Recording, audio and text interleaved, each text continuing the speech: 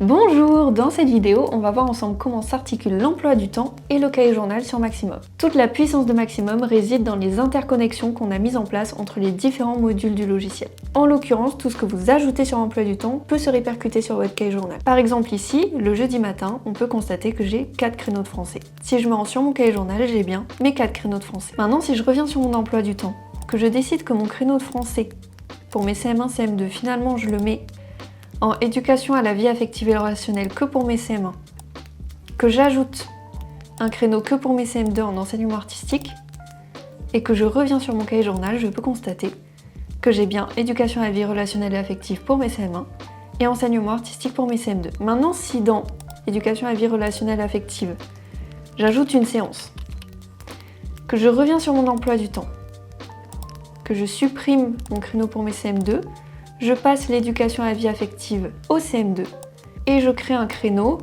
par exemple maths, pour mes CM1. Voyons ce que ça donne sur le cahier journal. Ça ne donne rien.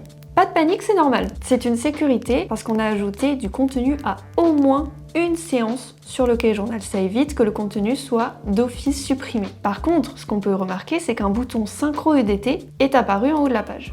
Si je clique dessus, j'ai le récapitulatif des modifications qui ont été réalisées sur l'emploi du temps. La suppression des enseignements artistiques pour mes CM2 et l'ajout des mathématiques pour mes CM1. Si je décide de synchroniser avec l'emploi du temps, je vois bien que les mathématiques ont été ajoutées pour les CM1 et que le créneau éducation à la vie relationnelle et affective avec le contenu de ma séance à l'intérieur a bien été décalé chez mes CM2. Voilà, on a fait le tour concernant l'articulation entre cahier journal et emploi du temps sur Maximum.